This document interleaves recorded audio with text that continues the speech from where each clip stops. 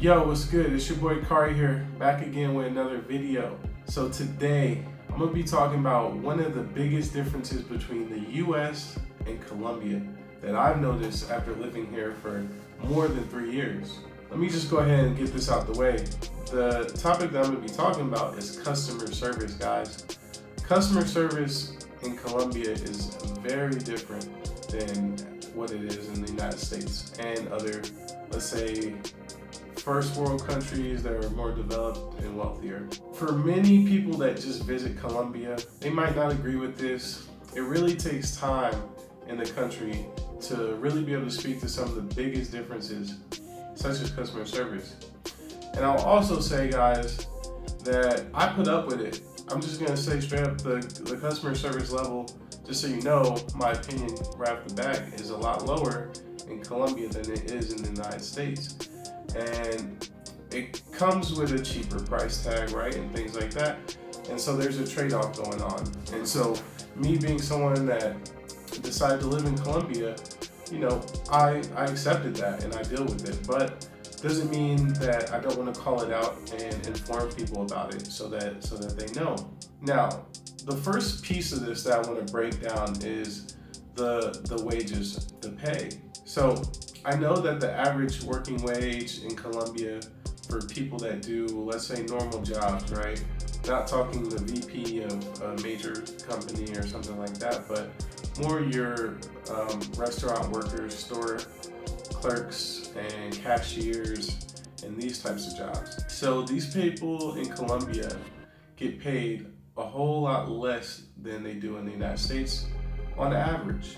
That being the case, it's hard to justify a person working at the same level, or as we might say, just as hard for a lot less money, right? So I think that is a big reason why the customer service level in Colombia, to me, is a lot lower than it is in the United States. Yeah, these people in general make maybe a quarter to a half of what the equivalent job would make in the United States. And see, I'm just generalizing these numbers, but most people that maybe have Colombian friends that work a job and have talked to them about their job can testify the same of what I'm saying. And so you wouldn't expect to do the same amount of work for a quarter of the pay or half the pay.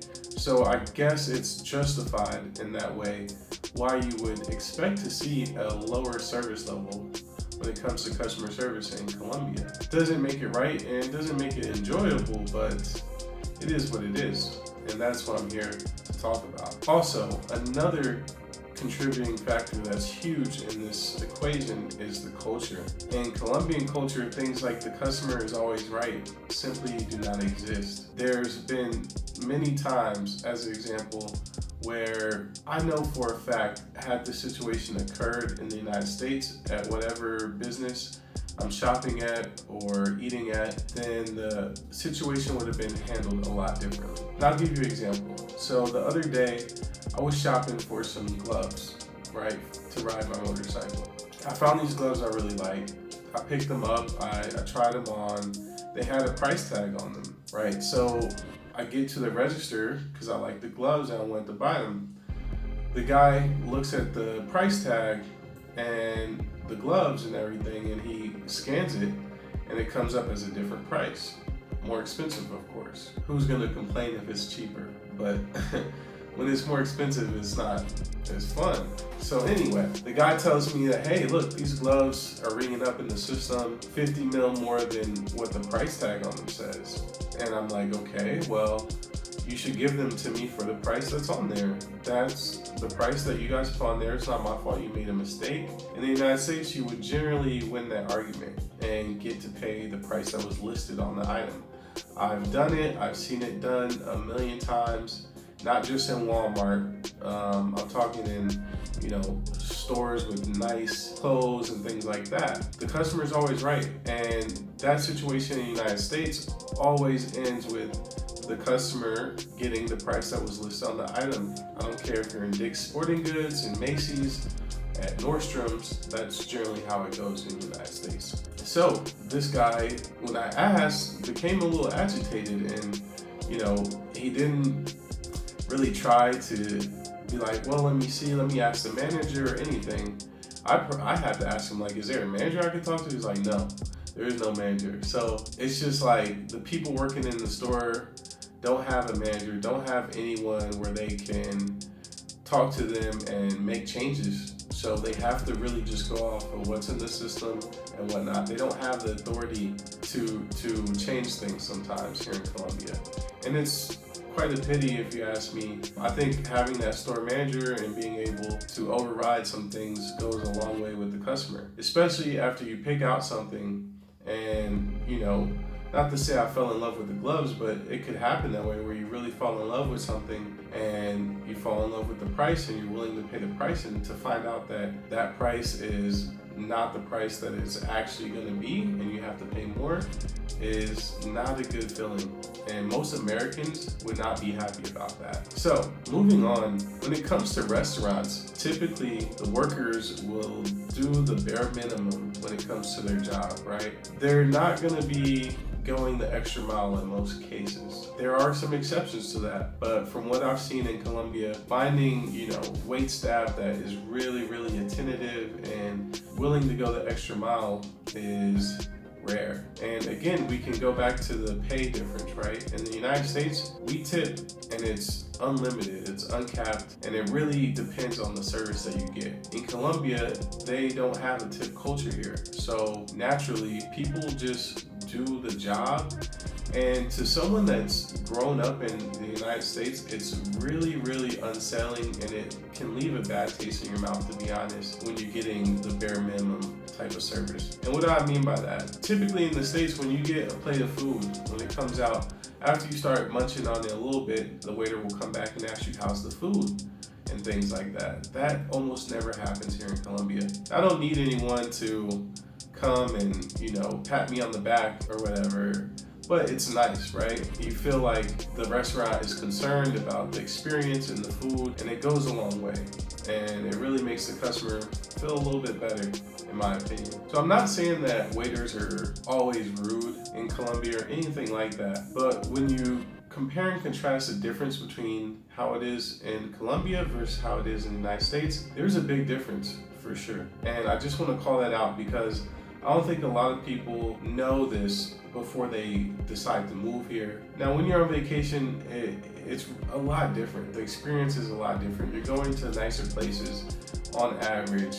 You're not really concerned with that. You're more excited that you're in a new place and that you're just experiencing something different. Everything is so different that you don't really notice these little things, right? But when you're living somewhere, it really, really gets to you when you struggle to find good service in a restaurant or, you know, in a store or something like that. Now, in the US, we often talk about treating the customer right so that they return or create above average experiences to ensure repeat business. It's a big thing. Retention and getting customers to come back. That's what most businesses are focused on.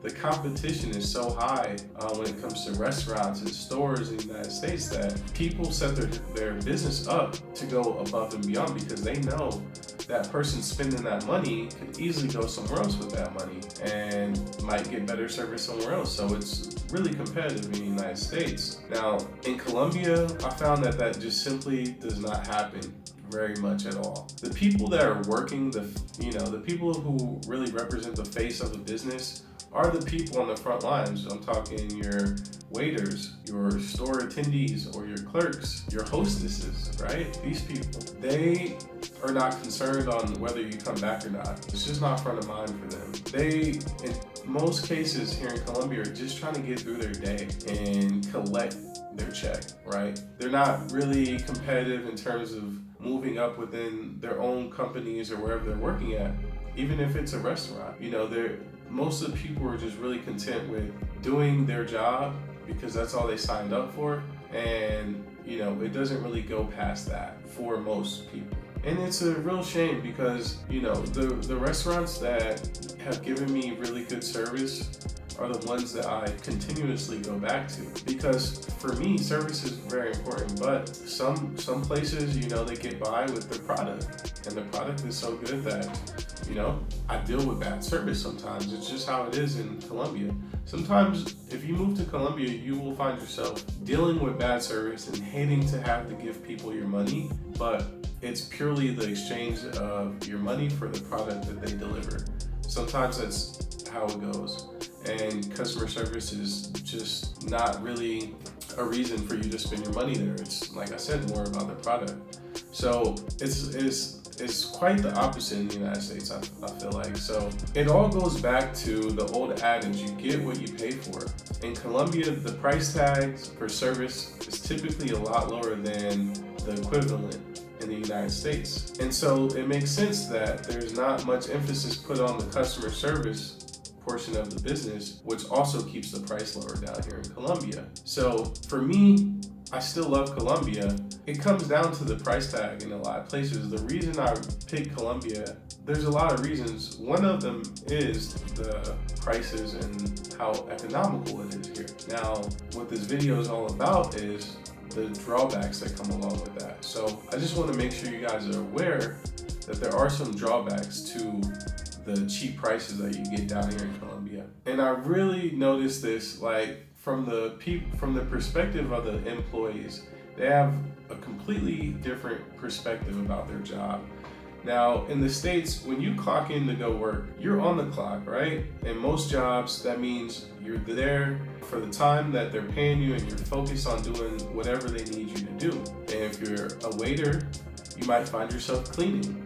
You know, you might find yourself sweeping up. You might find yourself organizing things. In Colombia, when most employees have free time, they chill or talk or go on social media. I remember when I was working in college, I worked at a gas station, a very famous one in Texas, and I think they've expanded to some more states recently, but most people know about Buc-ee's, and it's a very popular, like, travel stop for, you know, a lot of people. It's a huge gas station, talking like more than 100 pumps. Now, people from different parts of the United States are like, 100 pumps, yeah, look it up, look up Buc-ee's and check it out. But yeah, I worked there, and they had a policy where you didn't have no free time when you was working there. Like, you were supposed to be doing something every second that they was paying you. You got a 10-minute break on an 8-hour shift, and it was hard work.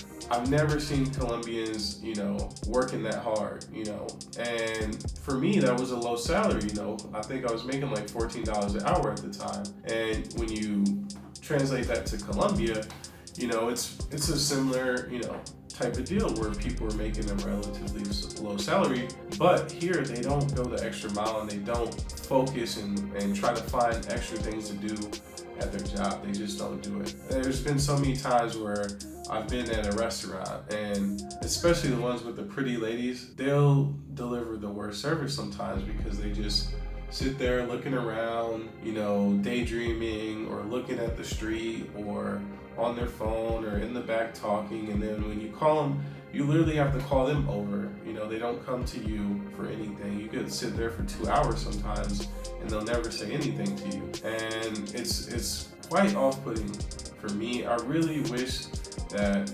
Colombia had better service, but for all the reasons I listed out here, that's just the way it is. Even in corporate culture in the United States, it's all about going above and beyond and finding extra projects to work on. And it's just a mentality in the United States and in many other countries, all right? And I don't want to come off as putting Colombia down or anything like that. I love Colombia, but I'm trying to help people that come here to understand one of the major differences between the two countries, the United States and Colombia, and really most of the developed and wealthy world, right, is like the United States. So it's your boy Kari HQ. Hope you enjoyed this video. Like, comment, and subscribe to the channel, and follow me on Instagram. Book your consultation if you want to talk all things Colombia with me. I can also help with fashion, men's fashion, style, as well as finance, planning to move out of the country, and really nothing's off limits when you talk to me. So if you just need to bounce some ideas off of someone that's done it, or you want to learn more about this beautiful country of Colombia, reach out to me on Instagram and book a consultation. All right, guys, I'm out. I hope y'all have a good one. Peace.